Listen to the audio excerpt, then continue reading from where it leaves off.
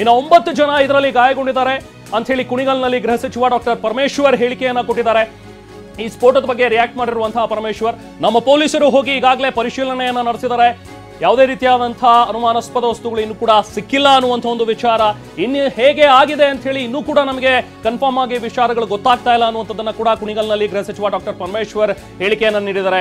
ಇದರಲ್ಲಿ ಏನು ಬಳಸಿರಬಹುದು, ಐಇಡಿ ಏನಾದರೂ ಬಳಸಿರಬಹುದಾ, ಐಇಡಿ ಸ್ಫೋಟದಲ್ಲಿ ಏನಾದರೂ ಬಳಸಿದಾರಾ ಅನ್ನುವಂಥದ್ರ ಬಗ್ಗೆನೂ ಕೂಡ ಯಾವುದೇ ರೀತಿಯಾದಂತಹ ಮಾಹಿತಿಯನ್ನು ಕನ್ಫರ್ಮ್ ಆಗಿಲ್ಲ. ಪೊಲೀಸರು ತನಿಖೆಯನ್ನ ನಡೆಸ್ತಾ ಇದ್ದಾರೆ.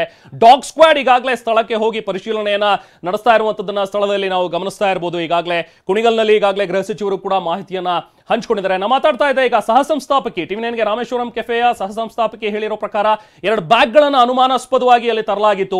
ಅದನ್ನ ತೆಗೆದು ನೋಡಿದಾಗ ಒಂದು ಮಡಿಕೆ ಕುಡಿಕೆ ಇರುವಂತದ್ದು ನಮಗೆ ಗೊತ್ತಾಯಿತು ಅನ್ನುವಂಥದ್ದನ್ನ ಕೂಡ ಆಕೆ ಈಗ ಹೇಳ್ಕೊಂಡಿದ್ದಾರೆ.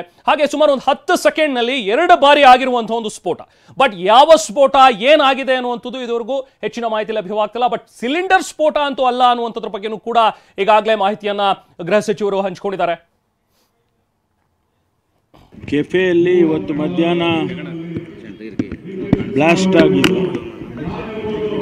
ಬ್ಲಾಸ್ಟು ಯಾವ ರೀತಿ ಆಯಿತು ಮತ್ತು ಯಾರು ಮಾಡಿದ್ದಾರೆ ಅಥವಾ ಅದೇ ಆಗಿದೆಯಾ ಅದೆಲ್ಲವನ್ನು ಕೂಡ ಈಗಾಗಲೇ ಸ್ಥಳ ಪರಿಶೀಲನೆಯನ್ನು ನಮ್ಮ ಕಮಿಷನರು DG ಅವರು ಎಲ್ಲ ಮಾಡಿದ್ದಾರೆ. ಜೊತೆಗೆ ಅಲ್ಲಿ FSL ಟೀಮ್ ಕೂಡ ಹೋಗಿದೆ, ಬಾಂಬ್ ಸ್ಕ್ವಾಡ್ ಕೂಡ ಹೋಗಿದೆ. ಅವೆಲ್ಲವನ್ನು ಕೂಡ ಸ್ಯಾಂಪಲ್ಸು ಅದೆಲ್ಲ ಕಲೆಕ್ಟ್ ಮಾಡಿದ ಮೇಲೆ ಅದರ ಮೂಲ ಏನು ಅಂಥೇಳಿ ಗೊತ್ತಾಗುತ್ತೆ. ಸುಮಾರು 9 ಜನ ಗಾಯ ಆಗಿದೆ. ಅವ್ರನ್ನೆಲ್ಲನೂ ಆಸ್ಪತ್ರೆಗೆ ಶಿಫ್ಟ್ ಮಾಡಿದ್ದಾರೆ. ಯಾರೂ ಸೀರಿಯಸ್ ಆಗಿಲ್ಲ ಅಂತೇಳಿ ನನಗೆ ಮಾಹಿತಿ ಬಂದಿದೆ. ನಾನು ಕೂಡ ಬಹುಶಃ ಇವತ್ತು ಸಂಜೆ ಅಥವಾ ನಾಳೆ ಬೆಳಿಗ್ಗೆ ಅಲ್ಲಿಗೆ ಸ್ಥಳಕ್ಕೆ ಭೇಟಿ ಕೊಡ್ತೇನೆ. ಸರ್, ಐಇಡಿ ಅಂತ ಹೇಳ್ತಾ ಇದ್ದಾರೆ. ಐಇಡಿ ಅದೇ ಅದನ್ನು ಸ್ಯಾಂಪಲ್ಸ್ ಕಲೆಕ್ಟ್ ಮಾಡ್ಕೊಳ್ತಾ ಇದ್ದಾರೆ.